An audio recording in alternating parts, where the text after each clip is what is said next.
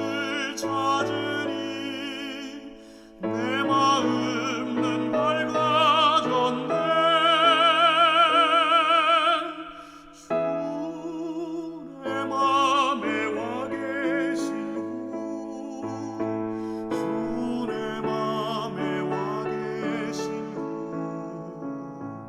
물밀든 내 맘의 기쁨의 물결이 늘 넘쳐서 흐르도다. 주님이 내 맘에 들어와 계시로 내 생명길 찾았도다. 지은 죄 모두 다 주원빛 같더니 눈보다 더 희어졌네.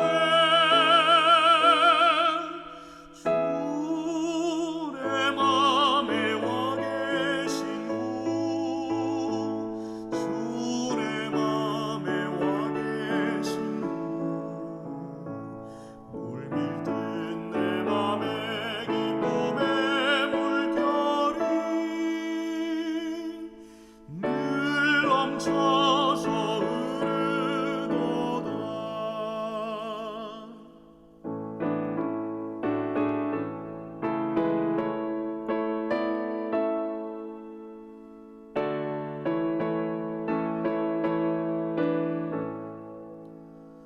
주님이 내 맘에 들어와 계시로 저 하늘 내 본향 살리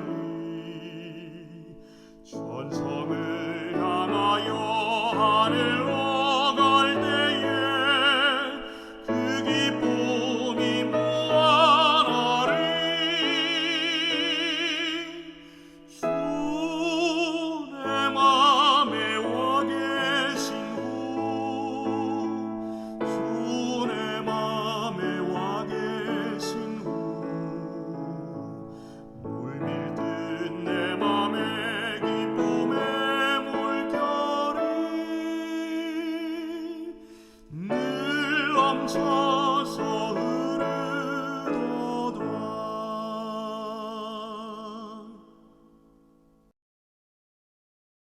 2022년 중화동교회 사경의 셋째 날입니다. 함께 시작하는 찬미 236장을 부르겠습니다. 찬미가 236장입니다.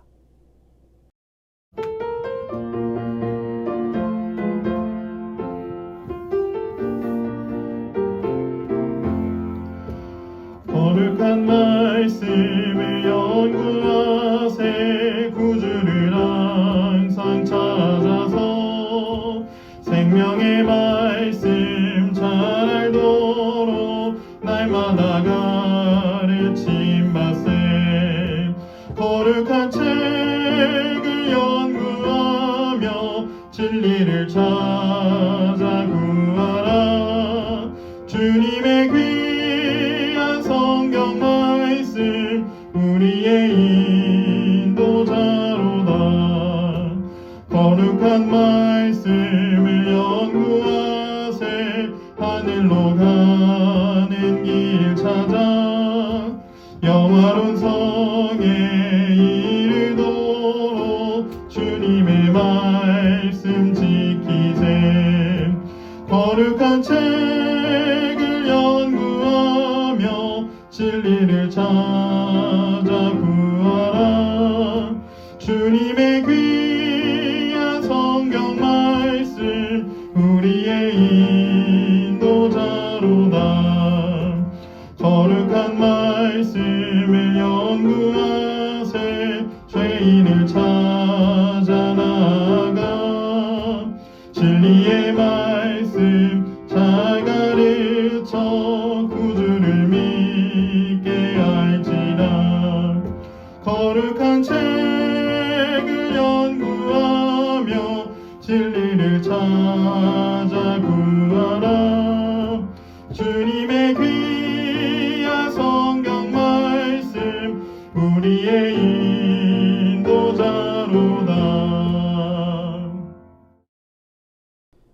지금은 개인 기도의 시간입니다.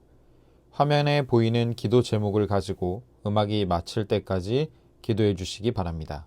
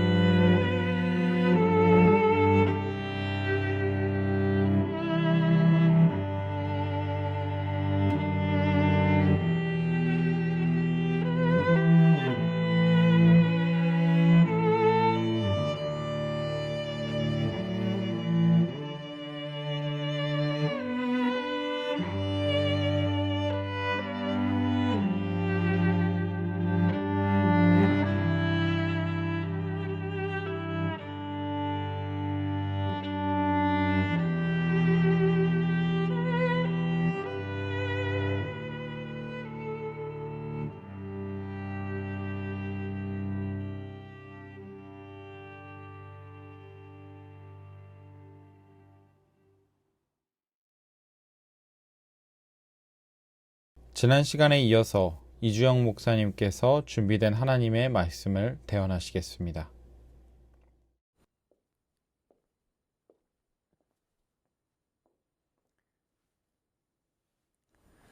네, 성도님 안녕하십니까? 우리 어제 또 우리 말씀을 통해서 함께 말씀을 나누었고요. 또 오늘도 우리가 셋째 날 우리가 말씀을 함께 나누는 시간을 갖도록 하겠습니다. 어떻게 우리 첫째 날, 둘째 날 말씀들을 좀 이해하셨나요? 또 어제는 우리가 평소에 배웠던 요한계시록 12장의 내용과는 좀 새로운 이해를 우리가 가질 수 있었겠습니다. 또 특별히 그렇게 이해하는 것이 어떤 부분에 있어서 중요한지에 대해서 간략하게 말씀드렸었습니다. 그래서 이 요한계시록 12장의 이해를 어떤 예수 그리스도의 십자가를 중심으로 이해하고 또 대쟁투라고 하는 전체적인 사건을 예수 그리스도를 통해서 이해하는 것이 얼마나 중요한지를 우리가 한번 생각해 볼 수 있었습니다. 자, 오늘도 우리 성도님들과 함께 말씀을 나누도록 하겠습니다. 오늘은 우리 제3장 남은 자손의 특징에 대해서 우리가 함께 살펴보도록 하겠습니다. 우리 말씀 시작하기 전에 우리 요한계시록 12장 우리 17절에 있는 말씀을 우리 함께 읽어보도록 하겠습니다. 읽겠습니다. 용이 여자에게 분노하여 돌아가서 그 여자의 남은 자손 곧 하나님의 계명을 지키며 예수의 증거를 가진 자들로 더불어 싸우려고 바다 모래 위에 섰더라. 요한계시록 12장에 있는 말씀은 이 말씀으로 마무리되게 됩니다. 그래서 하늘에서부터 시작된 전쟁을 또 마지막까지 혹은 예수 그리스도의 십자가로부터 시작된 그 전쟁이 마지막 남은 자손과의 전쟁으로까지 이 요한계시록 12장은 어떠한 이러한 대쟁투의 역사를 시간적으로 혹은 역사적으로 또 문맥적으로 이렇게 표현해주고 있습니다. 그리고 그 12장의 끝부분은 그 여자의 남은 자손과 하나님의 계명을 지키며 예수의 증거를 가진 자들과 싸우려고 하는 그 용의 모습으로 마무리되게 됩니다. 자, 그렇다면 이 남은 자손의 특성에 관한 내용들을 우리가 함께 공부해 갈 것인데요. 네, 제3장 남은 자손의 특성입니다. 제가 특징이라고 써놨네요. 네, 남은 자손의 특성에 대해서도 우리가 3개의 주제를 통하여 내용을 우리가 한번 살펴볼 것입니다. 가장 첫 번째로는 인류 역사 속의 남은 자손에 대해서 우리가 생각해 보겠습니다. 그래서 하나님께서는 항상 그 시대마다 남은 자손을 두셨고 그 남은 자손에게 특별한 사명을 맡기시는 것을 우리가 확인할 수 있습니다. 두 번째로는 비가시적 교회와 가시적 교회라고 하는 제목으로 어떤 이 교회의 어떤 무형 혹은 유형의 형태로 존재하는 그 교회에 대한 내용들을 우리가 한번 생각해 보도록 하겠습니다. 우리가 이 2장을 공부하는 이유는요, 바로 그 마지막 남은 자손이라고 하는 그 특별한 백성들은 바로 가시적 교회로 눈에 보이는 형태의 교회임을 설명하기 위해서 우리가 2장을 공부하겠습니다. 그리고 마지막 세 번째로 우리가 마지막 남은 자손의 그 특징에 대해서 우리가 한번 살펴보도록 하겠습니다. 이번 장은요, 3개의 챕터로 되어 있기 때문에 조금 짧게 마무리될 수 있겠습니다. 근데 우리 교재 52쪽 우리 앞부분에 있는 내용입니다. 이 부분을 읽고 우리 교재 안으로 들어가 보도록 하겠습니다. 하나님께서는 이 세상의 영적 위기에 처할 때마다 남은 자손을 택하셔서 그들에게 특별한 사명을 위탁하셨다. 계시록 12장 17절에 언급된 남은 자손은 그들 중 지상 역사의 마지막 때에 하나님의 부르심을 받은 무리다. 남은 자손에 관한 연구에 있어서 가장 핵심이 되는 주제는 다음 장에서 다루게 될 그들의 사명이다. 이 책은요, 특별히 그 남은 자손의 사명이 굉장히 중요한 핵심으로 보고 있습니다.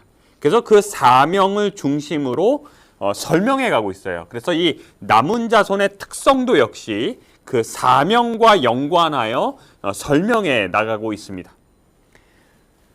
계속해서요. 하지만 남은 자손의 사명을 올바로 이해하기 위해서는 먼저 그들이 지닌 특성이 무엇인지를 알 필요가 있는데, 이는 그들이 지닌 특성과 그들이 부여받은 사명은 서로 불가분의 관계에 있기 때문이다. 이게 굉장히 중요한 부분입니다. 그래서 오늘 우리가 공부하는 이 남은 자손의 특성은 어떤 면에서 우리가 내일 공부하게 될 그 남은 자손의 사명을 알아보기 위한 하나의 기초 작업이 되겠습니다. 그래서 이 남은 자손의 특성이 어떠한 특성을 가지고 있는지를 오늘 우리 교과를 통해서 한번 확인해 보도록 하겠습니다. 제 첫 번째로 인류 역사 속의 남은 자손입니다. 물론 내용은 많이 있지만요. 첫 번째로 이제 구약 시대의 이스라엘 자손, 그리고 신약 시대의 교회, 그 다음에 종교개혁 시대의 개신교회, 그리고 마지막 시대의 남은 자손입니다. 첫 번째, 두 번째, 세 번째는요, 우리 교재 책에 있는 내용을 읽어보시면 되겠습니다. 우리가 흔히 알고 있는 것처럼 이 구약 시대의 이스라엘 자손들을 하나님께서 특별히 부르셨습니다. 이미 그 전에 뭐 노아도 부르셨고요, 아브라함도 부르셨고요, 이삭도 부르셨고요, 야곱도 부르셨고요, 또 요셉도 부르셨습니다. 그래서 그렇게 남은 자손들을 부르시는 것을 통하여 어떤 하나님의 사명을 맡기셨다는 거죠. 특별히 구약 시대의 이스라엘 자손들을 부르신 그 목적에는요, 어떤 이스라엘 백성들의 구원만을 위하여 부르신 것이 아니라 어떤 참 하나님에 대한 지식을 그들이 소유하고 말씀을 맡았고, 그리고 그 말씀을 맡았을 뿐만 아니라 그 주변에 있는 모든 민족들에게 하나님이 어떠하신가, 또 하나님의 품성과 하나님의 주권과 하나님의 사랑을 그들에게 나타내 보여주어야 하는 그러한 역할을 하나님께서는 이스라엘이라고 하는 이 자손들, 특별히 한 나라를 선택하시는 것을 통하여 하나님의 법과 율례를 통하여 통치되는 그 나라가 어떠한 모습을 보여주는지를 이 땅에 보여주어야 하였었습니다. 하지만 어떤 면에서는 이 구약시대의 이스라엘 자손은 그러한 남은 자손으로서의 부르심에 어떤 부분, 일부분은 성공하였지만 또 일부분은 실패하였습니다. 그리고 두 번째는 신약시대의 교회였습니다. 이제는 민족 혹은 나라를 넘어 교회를 통하여 하나님께서 이 땅에서 이루어야 하는 일들을 행하고 계셨습니다. 그래서 우리가 요한계시록 2장과 3장에 등장하는 그 7교회, 그래서 7교회의 모습처럼 에베소, 서버나, 버가모, 두아디라, 사데, 빌라델비아, 라오디게아, 이러한 그 시대를 어떤 특징 짓는 그러한 교회들이 항상 존재하였고, 그 교회는 그 시대의 사람들에게 하나님의 어떠하심과 하나님의 사랑과 하나님의 율법과 하나님의 모든 것들을 이렇게 전하는 사명을 받은 남은 자손으로서의 역할을 담당하게 됩니다. 그리고 세 번째로 특별히 종교개혁 시대의 개신교회였습니다. 중세 시대를 지나면서 이 교회가 해야 하는 그러한 모든 사명들이 외부에서 들어온 여러 가지 이설과 또 내용들로 인해서 그 교회가 하나님의 뜻을 이루지 못할 때 종교개혁이라고 하는 과정들을 통하여 하나님의 말씀이 드러나고 그 교회의 역할들이 나타나게 되는 그러한 일들이 종교개혁 시대에 이루어지게 됩니다. 그래서 뭐 마틴 루터든지 아니면 칼빈이든지 뭐 이러한 모든 종교개혁자들이 그 시대의 남은 자손으로서 사명을 부여받았고 그 사명을 감당했다고 하는 것입니다. 그리고 네 번째로 이 마지막 시대의 남은 자손은 특별히 하나님께서 부르신 백성들입니다. 이 마지막 시대의 남은 자손에 대한 내용을 우리가 다시 한번 좀 생각을 해보면요. 교재 55쪽에서는 이렇게 표현을 하고 있습니다. 요한계시록 12장 17절은 하나님의 계명을 지키고 예수의 증거를 가진 자들인 또 하나의 남은 자손의 출현에 대해 언급하고 있다. 이들은 이 세상 역사의 마지막 시대에 출현하는 남은 자손이기 때문에 마지막 남은 자손이라고 불린다. 이제 이 마지막 시대에 부름을 받은 이 남은 자손은요, 마지막 사명을 감당하고 마지막 그 시대를 준비하게 하는 어떤 그 사명을 감당하는 남은 자손으로 특별히 부름을 받으신 것입니다. 그래서 이 남은 자손은 매 시대마다 각 시대마다 남은 자손이 있었지만 특별히 이 남은 자손은 마지막 남은 자손이라고 부름을 받는 것입니다. 그래서 우리 앞에서 살펴본 것처럼 이 남은 자손의 특징은 남은 자손의 사명과 불가분리의 관계에 있습니다. 우리 교재 56쪽에 있는 내용입니다. 재림교회는 이 마지막 남은 자손의 사명이 심판의 때가 이르렀음을 알리고 그리스도를 통한 구원을 전하고 그분의 재림이 임박했음을 전하는 것이라고 믿는다라고 표현을 하고 있습니다. 그래서 제7안실 예수 재림교회는 우리가 성경에서 말하고 있는 이러한 특징들을 가지고 있는 마지막 남은 자손이라고 생각을 하고 또한 이러한 마지막 남은 자손으로서 우리가 해야 하는 남은 자손의 사명이 있음을 우리가 알고 있습니다. 이 두 가지는 서로 불가분리의 관계를 가지고 있고요. 우리가 그 남은 자손의 사명에 대해서는 우리가 내일 연구해 보도록 하겠습니다. 이러한 인류 역사 속에 그 마지막 남은 자손에 대한 특별한 기록을 성경이 담고 있는데요. 재림교회는 이러한 마지막 남은 자손으로서의 역할을 담당하여야 하는 그러한 부르심을 받은 공동체라고 하는 이해를 가지고 있고요. 그 내용에 대해서 이렇게 표현을 하고 있습니다.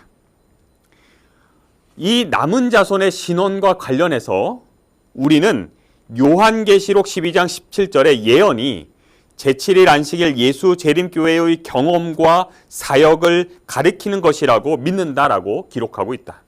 하지만 여기에 우리는 오늘날 이 땅에서 우리만이 참된 하나님의 자녀들, 곧 진실한 그리스도인이라고 믿지는 않는다라는 말을 덧붙임으로 이 남은 자손이 구원을 위해 선택받은 무리가 아닌 사명을 위해 선택받은 무리임을 확인해 준다.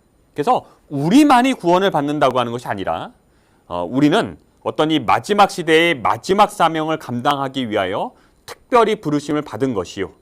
사명을 위해 선택받은 무리임을 확실하게 나타내고 있는 것입니다. 이 땅에는요, 하나님을 믿고 구원받는 많은 그리스도인들이 존재하고 있는 것입니다.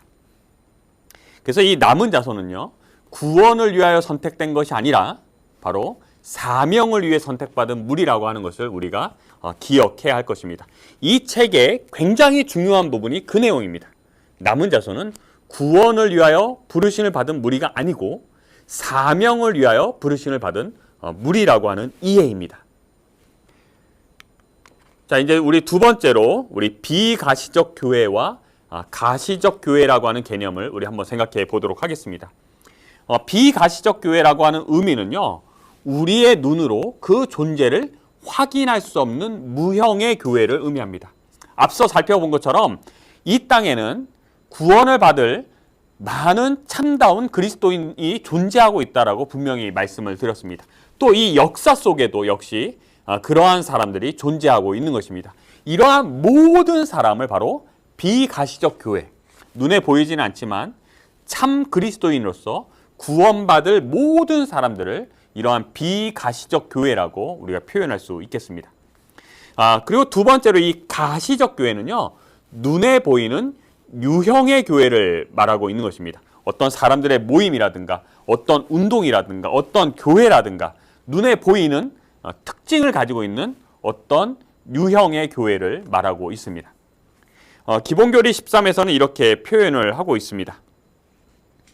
보편적 교회는 그리스도를 진실이 믿는 모든 사람으로 구성되지만 배도가 만연한 시대인 마지막 때에 한 남은 자손이 하나님의 계명과 예수의 믿음을 지키도록 불러냄을 받았다. 그래서 진실이 믿는 많은 사람들인데 그 가운데 특별히 하나님의 계명과 예수의 믿음을 지키도록 불러냄을 받은 어떤 가시적인 교회, 어떤 유형의 무리가 있을 것임에 대하여 표현하고 있는 것입니다. 그래서 우리 제7안실 예수 재림 교회는 가시적 교회입니다. 그리고 성경에 기록되어 있는 그 마지막 시대를 위한 남은 자손도 역시 가시적 교회가 될 것이다라고 묘사하는 것입니다. 자, 그러면 첫 번째로 이 비가시적 교회라고 하는 것은 어떤 의미가 있는가? 교리주의 173쪽입니다. 교재 57쪽에 그 내용을 담고 있습니다. 보편적 교회라고도 불리는 이 비가시적 교회는 전 세계에 퍼져 있는 모든 하나님의 백성으로 구성된다. 이 교회는 가시적 교회 안에 있는 신자들과 비록 어떤 교회 조직에 속하지는 않았을지라도 그리스도께서 자신들에게 주신 모든 빛을 따른 많은 사람을 포함한다라고 표현하고 있습니다. 가시적 교회에 소속되지 않았을지라도 주신 빛에 대하여 성실하게 따른 모든 사람, 많은 사람을 바로 이 비가시적 교회의 테두리 안에 포함될 수 있겠습니다. 그래서 이 비가시적 교회는요, 창조에서부터 재림에 이르기까지 이 세상의 전 역사 속에서 하나님의 은혜를 힘입어 구원받은 모든 사람을 바로 이 비가시적 교회에 포함될 수 있겠습니다. 우리가 생각해 보면요, 사실 우리나라도 제7안실 예수 재림교회가 이 땅에 들어온 지 이제 110여 년, 아직 120년이 되지 않았습니다. 그리고 뭐 천주교가 들어온 지도 200여 년 밖에 되지 않습니다. 그래서 하나님이라고 하는 분, 이 세상을 창조하신 분이 있다고 하는 것이 이 땅의 백성들에게 전파된 지가 200여 년이 되지 않는 것입니다. 그렇기 때문에 그 전 역사의 많은 시대 동안에 있었던 많은 사람들을 우리는 어떤 면에서 이 비가시적 교회라고 하는 이 테두리 속에서 우리가 이해할 수 있겠습니다. 두 번째로 그리스도나 교회에 대하여는 전혀 들은 바가 없지만 하나님께서 자신들에게 주신 빛을 따라 충실한 삶을 산 사람들, 그 사람들도 역시 이 비가시적 교회의 테두리 안에서 이해할 수 있겠습니다. 제가 방금 설명한 이 땅에 복음이 들어오기 이전에 살았던 그 많은 사람들 중에 주신 빛에 따라 이웃을 사랑하고, 그 다음에 그 하나님께서 우리의 마음속에 주신 그 도덕적 율법에 순종하며 살았던 많은 사람들, 선한 삶을 살아갔던 사람들, 이웃을 돌아봤던 사람들, 이러한 모든 충실한 삶을 살았던 많은 사람들을 이 비가시적 교회의 테두리 안에 우리가 포함할 수 있겠습니다. 그렇다고 해서 그 사람들도 역시 구원을 받는 이유는 그들이 마음으로 율법에 순종하였기 때문에 구원받는 것이 아니라 그들을 사랑하신 예수 그리스도로 말미암아 구원을 얻는 것은 분명한 사실입니다. 우리가 그 이해를 로마서 1장, 2장, 3장을 통해서 우리가 이해할 수 있겠습니다. 두 번째로 가시적 교회입니다. 유형 교회입니다. 눈에 보이는 교회입니다. 우리 교리주의 173쪽에 있는 말씀입니다. 가시적 교회는 봉사를 위해 조직된 하나님의 교회다. 이 교회는 세상에 복음을 전파하라는 그리스도께서 주신 대사명을 성취하고 그분의 영광스러운 재림을 위하여 사람들을 준비시킨다. 이러한 사명을 가지고 이러한 일을 행하는 그 교회가 바로 가시적 교회입니다. 현재 우리 제7안실 예수 재림교회도 역시 이러한 가시적 교회로 우리가 생각할 수 있겠습니다. 우리 가시적 교회에 대한 요약입니다. 첫 번째로 가시적 교회는 처음부터 하나님께서 특별한 사명을 위탁하시기 위해 부르신 공동체 전체가 하나의 교회를 이루는 것입니다. 사명을 받았고요. 그 사명을 받은 사람들이 공동체를 이루고요. 그 공동체가 하나의 교회로서 가시적 교회가 되는 것입니다. 두 번째로 가시적 교회는 각각 다른 시대에 독립적으로 존재한다. 그래서 이 가시적 교회는요, 아까 우리가 살펴본 것처럼 구약 시대의 이스라엘 백성, 신약 시대의 교회, 그리고 종교개혁 시대의 개신교회, 그리고 마지막 시대의 남은 자손, 이러한 각각의 시대를 통하여 독립적으로 존재하고 있다고 하는 것입니다. 세 번째로 이 남은 자손도 인류가 타락한 후에 이 세상에 존재해 왔던 가시적 교회 중에 하나다. 바로 이 이해가 바로 이 두 번째 장, 비가시적 교회와 가시적 교회를 우리가 살펴보는 이유입니다. 바로 남은 자손도 인류가 타락한 후에 이 세상에 존재해 왔던 가시적 교회 중에 하나라고 하는 이해를 우리가 갖는 것입니다.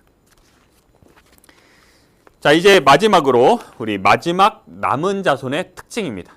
이제 가시적 교회라는 것을 이해했습니다. 마지막 남은 자손도 가시적 교회예요. 유형의 교회입니다. 특징을 갖고 있고 특성을 갖고 있는 것입니다. 그 특성을 갖고 있던 어떤 공동체라고 하는 것입니다. 자, 우리 요한계시록 12장 17절에 있는 말씀입니다. 용이 여자에게 분노하여 돌아가서 그 여자의 남은 자손 곧 하나님의 계명을 지키며 예수의 증거를 가진 자들로 더불어 싸우려고 바다 모래 위에 섰더라. 요한계시록 12장 17절에서는 두 가지의 특성을 말해주고 있습니다. 첫 번째로 하나님의 계명을 지키며, 그리고 예수의 증거를 가진 자들이라고 묘사하고 있습니다. 그리고 요한계시록 14장 12절에서는 성도들의 인내가 여기 있나니 저희는 하나님의 계명과 예수 믿음을 지키는 자들이니라 라고 요한계시록 14장 12절에서 표현하고 있습니다. 이 두 개의 성경절에는 마지막 시대에 남은 자손이 있을 것이고, 그 마지막 남은 자손은 유형의 가시적 교회가 될 것이고, 그 공동체는 세 가지의 특성이 있는데 하나님의 계명을 지키며 예수의 증거를 가지고 예수 믿음을 지키는 자라고 하는 이러한 가시적인 그 특징을 가지고 있는 공동체라고 하는 것입니다. 자, 이제 첫 번째로 하나님의 계명입니다. 교재 61쪽에서는요, 우리가 계명을 지키는 것은 하나님의 백성이 되기 위해서가 아니라 하나님의 백성이기 때문에 하나님의 율법을 지킨다라고 표현하고 있습니다. 그래서 우리는요, 이 계명에 대한 참다운 순종과 율법주의를 좀 분리해서 이해할 필요가 있습니다. 그래서 계명을 지키는 것을 통하여 하나님의 백성이 되기 위해서, 혹은 계명을 지키는 것을 통하여 구원에 가깝거나 구원을 이룰 수 있다라고 생각한다면 그것은 율법주의적인 이해가 될 것입니다. 하지만 이미 우리가 하나님의 백성이 되었기 때문에, 우리가 구원을 받았기 때문에 말씀에 순종하는 삶을 살아간다고 하는 것은 율법주의와는 구분되는 개념이 될 것입니다. 그러면서 이 교재에서는 이렇게 말을 해주고 있습니다. 율법은 죄인을 하나님의 백성으로 만들어주는 그 어떤 요소도 포함하고 있지 않다. 그렇다면 하나님께서는 왜 마지막 남은 백성의 특성으로 하나님의 계명을 말씀하시는가? 그것에 대한 답입니다. 대쟁투와 율법 준수입니다. 남은 자손이 하나님의 계명들을 지키는 궁극적인 이유 또한 이 세상과 온 우주 앞에서 하나님의 영광을 드러내고 그분의 율법을 옹호하기 위함이다 라고 교재 62쪽에서 표현하고 있습니다. 그러므로 하나님의 계명을 지키는 것이 남은 자손의 특징이 되는 것이다 라고 표현하고 있습니다. 그래서 우리 앞에서 살펴본 것처럼 율법을 지키는 것은 구원과 관련이 없다는 것입니다. 율법은 죄인으로 하나님의 백성으로 만들어주는 그 어떤 요소도 포함하고 있지 않습니다. 율법은 우리에게 생명을 주지 않아요. 율법은 죄인에게 구원을 주지 않습니다. 율법은 우리가 죄인임을 깨닫게 하는 역할을 하는 것입니다. 그리고 우리를 예수 그리스도에게 인도하는 역할을 하는 것입니다. 그런데 왜 마지막 남은 자손의 특징으로 말을 해주는가?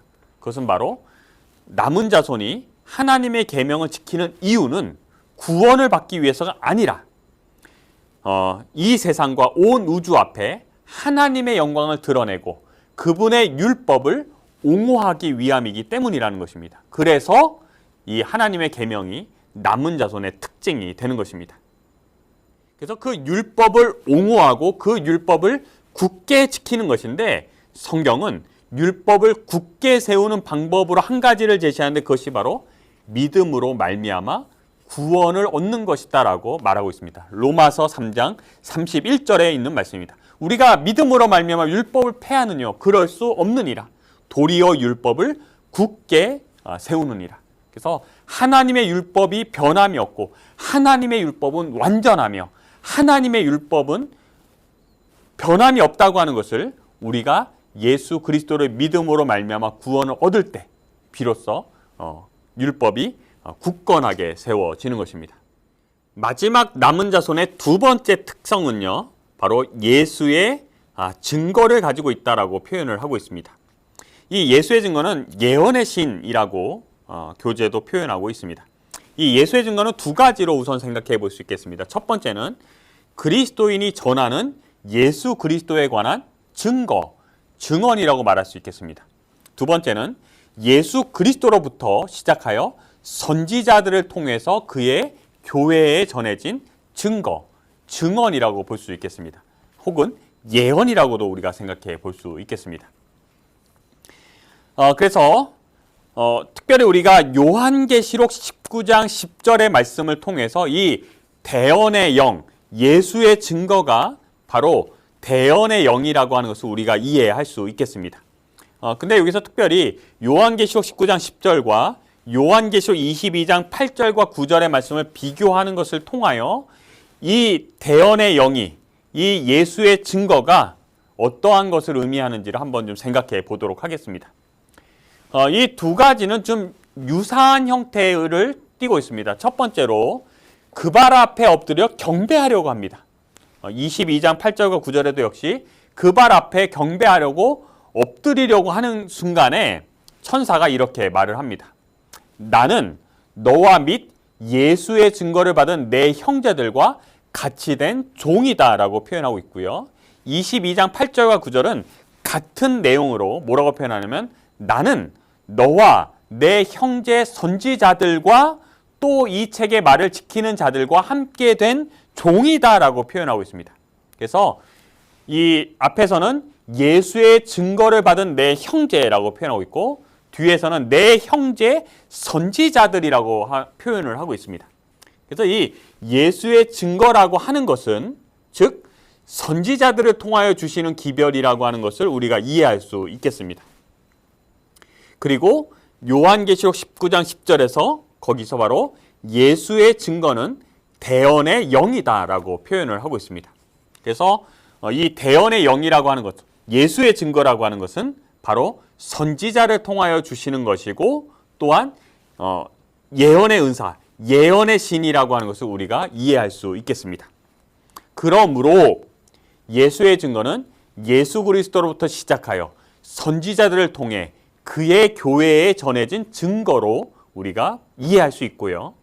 대언의 영으로 번역된 용어는 바로 예언의 영, 예언의 신으로도 번역될 수 있는 용어로 그 뜻 자체 속에서 바로 예언 그리고 선지자라고 하는 의미를 보여주고 있습니다. 그래서 우리에게 주신 증언이라고 하는 것입니다. 예수 그리스도께서 선지자를 통하여 우리에게 주신 것입니다. 근데 이러한 예언의 신에 대한 우리가 일반적 의미와 특정한 의미를 우리가 생각해 볼 수 있겠는데요. 이 예언의 신의 그 일반적인 의미는요, 하나님이 선지자를 통해 사람들에게 주신 모든 영감받은 기별을 의미하는 것입니다. 그런데 이 예언의 신의 이 특정한 의미가 있는데 그것은 바로 하나님이 남은 자손에게 주신 특정한 기별을 의미할 때는 그 의미가 아주 특별하고 특정한 것을 가리키는 의미가 되는 것입니다. 예언은요, 매 시대마다 있었습니다. 구약 시대에 있었고요, 신약 시대에도 있었습니다. 그런데 특별히 이 마지막 남은 자손, 어떤 유형의 가시적인 교회를 부르시면서 하나님의 계명을 지키며 예수의 증거를 가진 특별한 무리를 부르셨다고 하는 것입니다. 그래서 이 하나님이 남은 자손에게 주신 특정한 기별을 이야기하는 그 예언의 신, 대언의 영, 그 다음에 예수의 증거라고 우리가 생각할 수 있겠습니다. 그래서 기본교리 18에서는 이렇게 표현하고 있습니다. 성령의 은사들 중 하나는 예언하는 것이다. 이 은사는 남은 교회임을 확인하는 표징이며 그것은 엘렌 G. 화이트의 봉사를 통해 나타났다라고 우리는 생각하고 그렇게 믿고 있습니다. 그래서 이 예수의 증거는요, 또 역시 그 남은 자손의 사명과 밀접하게 연결되어 있습니다. 교재 64쪽에서는 어떤 목적으로 엘렌 화이트를 당신의 기별자로 남은 자손에게 보내셨는가? 하나님께서 어떤 목적으로 엘렌 화이트를 통해서 기별을 주시고 또 그 증거를, 그 증언을 우리에게 주셨는가라고 하는 것입니다. 그래서 이 책에서는요, 구원을 위한 선물로 우리에게 성경을 주셨고 사명 완수를 위한 선물로 예언의 신을 주셨다라고 이해하고 있습니다. 왜냐하면 우리가 예언의 신을 가지고 있기 때문에 구원에 더 가까운 것이 아닙니다. 구원에 대한 이해를 더 깊게 하는 것이 아닙니다. 구원받을 수 있는 충분한 믿음을 가질 수 있도록 우리에게 주신 것은 바로 성경이라고 하는 것입니다. 하나님의 말씀을 통하여 하나님의 사랑을 이해하고 하나님께서 우리를 위하여 베풀어 주신 그 구원의 길을 이해하고 예수 그리스도를 믿음으로 말미암아 구원을 경험할 수 있는 것입니다. 그렇기 때문에 예언의 신을 주신 것은 단순히 우리의 구원을 위해서가 아니라 우리의 사명 완수를 위한 선물로서 우리에게 주셨다고 하는 것입니다. 지금 이 책의 모든 내용은 그 남은 자손의 사명에 집중하고 있습니다. 우리는 그냥 부름을 받은 것이 아니라는 거예요. 구원받기 위해서 부름을 받은 백성이 아니라 사명을 완수하기 위해서 부름을 받은 특별한 백성이라고 하는 이해가 이 책의 아주 강력한 중심 주제가 되는 것입니다. 그래서 우리 교재에 있는 내용을 우리가 계속 읽어보면요, 성경에 대한 이 같은 믿음, 그것은 무엇이냐면 성경을 통하여 우리가 구원에 이르게 하는 충분한 지식을, 믿음에 대한 충분한 믿음을 우리가 성경을 통하여 가질 수 있다는 것입니다. 성경에 대한 이 같은 믿음은 우리를 남은 자손에게 주어진 예수의 증거, 곧 예언의 신이 그들의 구원과 연관된 것이 아닌 그들의 사명과 연관된 것이라는 결론으로 이끌어준다. 이게 핵심입니다. 하나님께서 우리에게 엘렌 화이트라고 하는 특별한 선지자를 통하여 특별한 기별을 우리에게 주신 그 목적은 바로 사명과 연관된 것이라고 하는 것입니다. 자, 그렇다면 이 예수의 증거가 포함하고 있는 내용이 무엇인가? 바로 첫 번째로 우주에서 벌어지고 있는 이 대쟁투의 역사를 이해할 수 있도록 우리에게 도움을 주고 있습니다.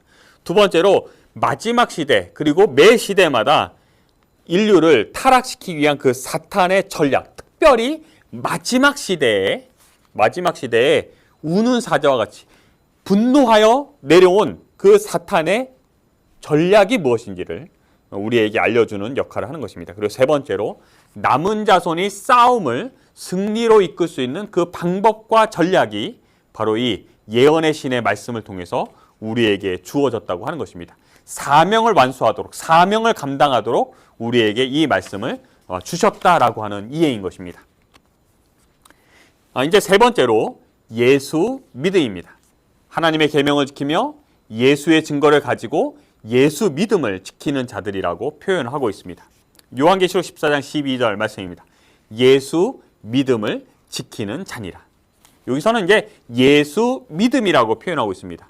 이 예수 믿음이라고 하는 것은 두 가지로 이해할 수 있겠습니다. 첫 번째로 예수의 믿음입니다.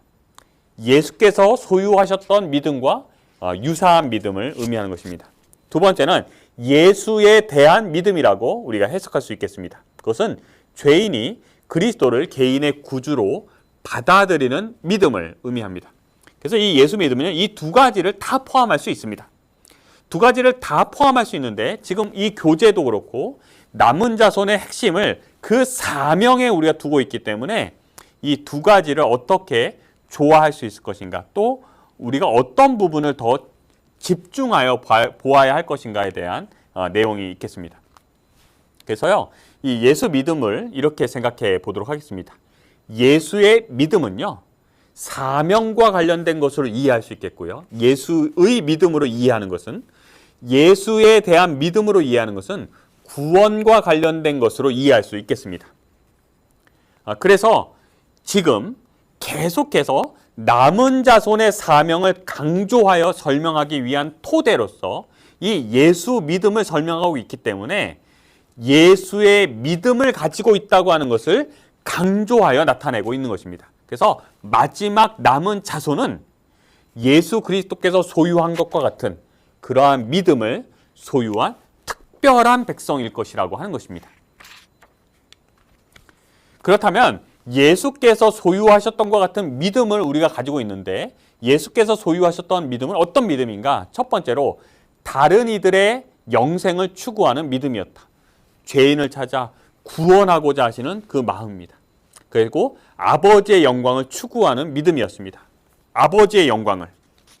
그리고 세 번째로 사명 성취를 위한 믿음이었다라고 이 교재에서는 말을 하고 있습니다. 그래서 가장 핵심적인 이 3번을 우리가 좀 더 집중해서 생각해 보도록 하겠습니다.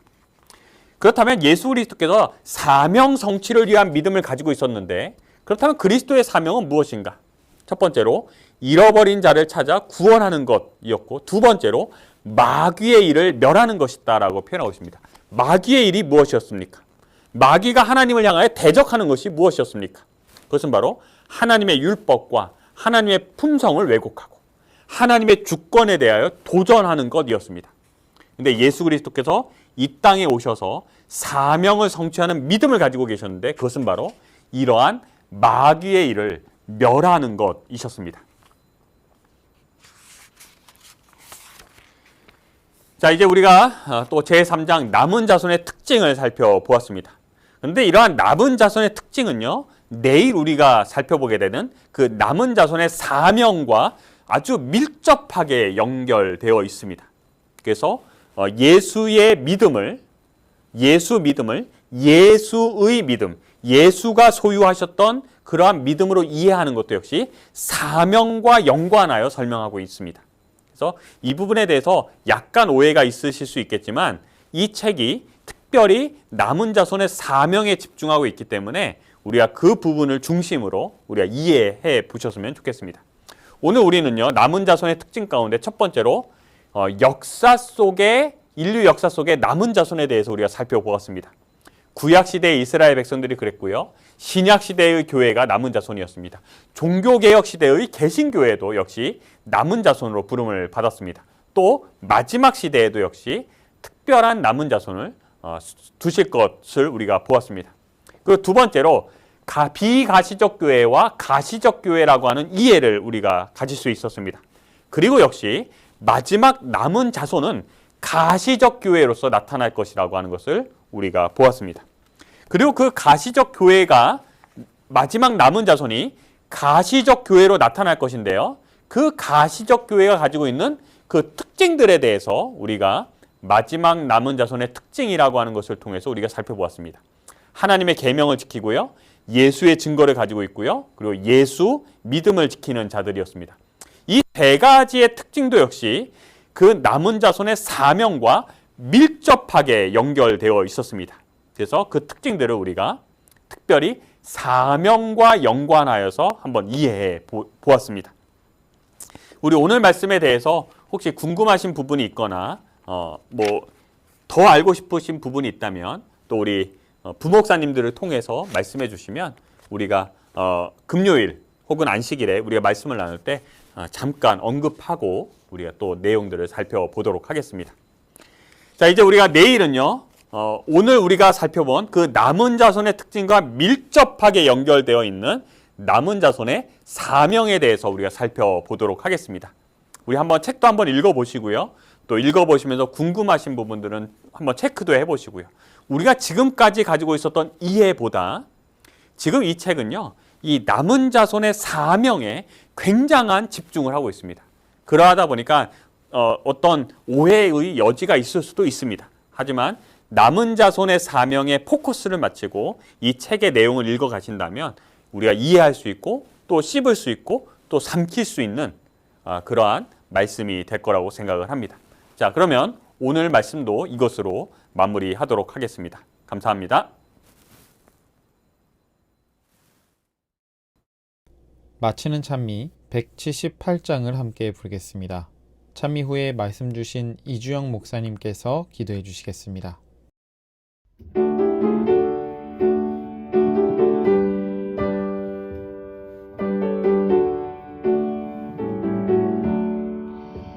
찬바람 부는 갈바리산 나의 주 예수 걸어간 곳 나 같은 죄인 살리시려 가진 것 모두 주셨도다.